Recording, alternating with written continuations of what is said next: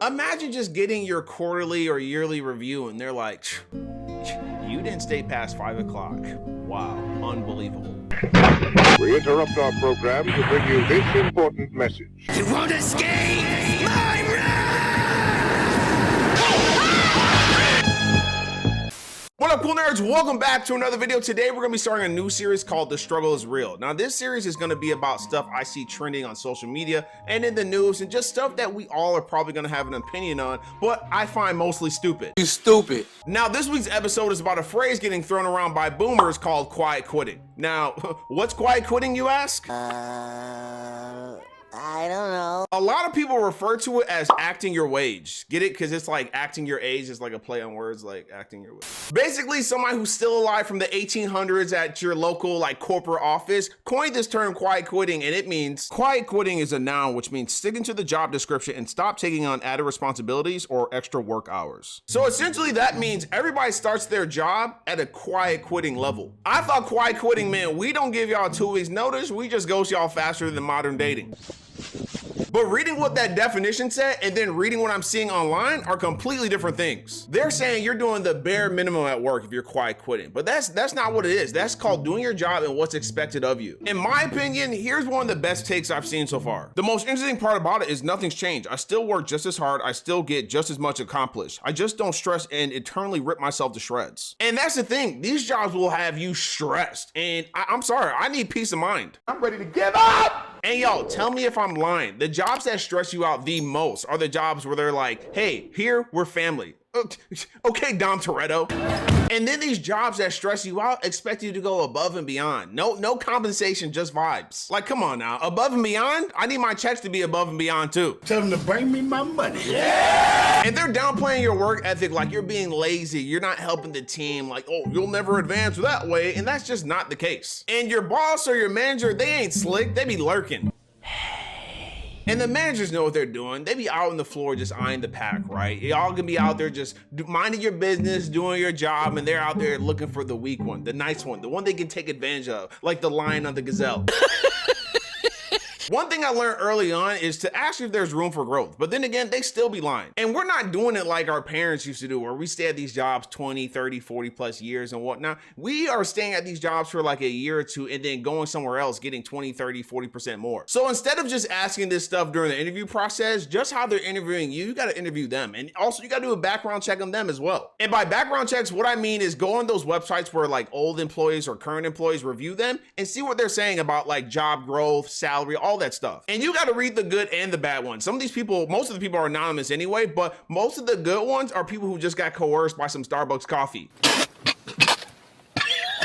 The one thing is these jobs don't own you. You got to set boundaries. And sometimes people have family emergencies and there's just other stuff that just bound to happen, right? But it's going above and beyond all the time, constantly, and they ain't got nothing to show for it. Put the money in the bag! Someone tried to argue like, yo, picking up extra shifts equal bigger checks. Like, duh, that's what it's supposed to be. But sometimes bigger checks is not always better, especially if it's messing with your work-life balance.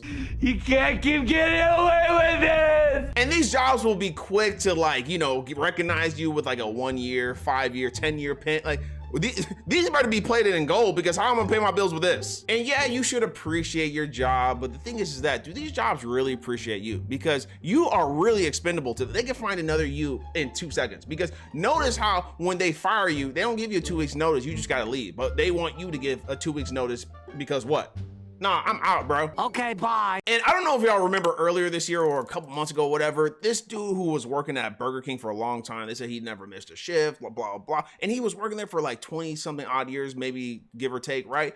And Burger King gift this man with a goodie bag of like candy. They even give this man a Whopper meal. Like, what? You don't find that suspicious? And it's crazy how viral that went, because that's so common, but like 20 something years at a workplace and then just getting like, hey, here's a bag of candy. Like, are you for real, bro? This man raised so much money because people know that type of like acknowledgement and not compensation is wrong. And you can fault him or whatever, but these jobs know what they're doing. They're taking advantage of people. And those jobs where you get vacation time throughout the year, like it adds up and stuff like that. And then you go on vacation, but you come back from vacation with more work because nobody covered your stuff. How's that vacation?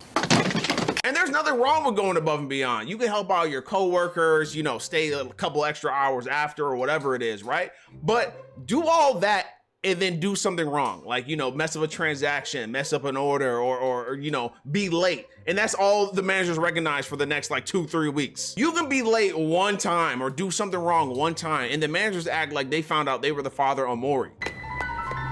And for those jobs at like restaurants or retail or hotels and stuff, I feel your pain, because when you're trying to call off for a mental day, a sick day or whatever, you feel like you got to come up with an excuse because these people are nosy, and you don't have to tell them why you need a day off, right? Like, that's none of their business. Like, and when you do this, they're always like, you got to find somebody to cover your shift. I don't got to find nothing. You, the manager, you got the employee directory, you find them. I think the pandemic just put a lot into realization for most of us, because a lot of these jobs you can do with the same level of productivity at home. And then it's just not worth going in because of gas prices and your time in general. Because say you work a 9 to 5, right? And it takes you 30 minutes to an hour just to get to work. That's an extra 5 to 10 hours that you're not getting paid for, and time you're not getting back. And that's not even counting the time it takes to get ready. And if you got kids or just a family in general, that makes it 10 times worse. But you want me to go above and beyond and pick up all these extra shifts, these extra hours, stay afterwards. Bro, I'm barely surviving. What more do you want from me? I had sent my resume to a job earlier this year, or like maybe late last year or something like that. And they were like, you know, this is an in-office job. And I was already blue. I'm like, bro, I'm already annoyed. But they were like, some of the perks are, we give you lunch every day. Man, I don't want your $10 gluten-free lunch. I want to be at home. I want to be saving on gas and my time. And I know some people are going to disagree, because some people like going to the office and then just managers want to micromanage you anyway. But hear me out. Like, there's people who do the hybrid, like, you know, go into the office 2-3 days and work from home 2-3 days too. But usually those hybrid schedules aren't the same as other people's schedules, right? So when you do the hybrid stuff, you go into the office just to be on Zoom calls anyway. So what's the point? And I know I'm going off on tangents here, but y'all ever have jobs where you have a hard stop, like a 9 to 5, you get off at 5, right? And you leave at 5 o'clock, but like you do it all the time. And then the boss or manager's like, you know, you're leave at 5 all the time. What do you want me to do? You want me to stay, keep you company, see how your day was? Let me tell you something. Imagine just getting your quarterly or yearly review and they're like, you didn't stay past 5 o'clock. Wow, unbelievable. And I hate when jobs are short-staffed and then now you gotta do all this extracurricular ass work. But then you gotta ask yourself, why are they short-staffed? It's because the turnover rate for keeping employees is garbage. Like, those jobs specifically, retaining employees is booty, and not the good kind. Girl, that's a booty hole. And management be so out of touch. Like, you can go above and beyond, do all this stuff, like, and they're gonna recognize you with a pizza party. You know what? And they might slap a $20 gift card on there to a place you've never even heard of. Give me your money! I don't know if this is how you say the term, but I remember hearing something where it's like you quit your boss before you quit your job. Because I remember when I used to work at restaurants, we all, like, in the morning or even like the mid shift or the afternoon shift, we would go into the parking lot and see which manager's car was in the parking lot, because that would make or break your day. Because let the bad manager be working that shift. You're just... And like I said, there's nothing wrong with going above and beyond, but there's sometimes when you go to apply for a job, you see the title, you go on Indeed or Monster, wherever you're looking for jobs, right? And you see the title, right? And then you look at the description and it's like, okay, I get this, right? And then you keep going and it's like 10 more jobs in one. And then they're like, you know, the best we could do is $30K a year. You in jail, right away. No trial, no nothing. Right to jail, right away. Are all nerds as good as you?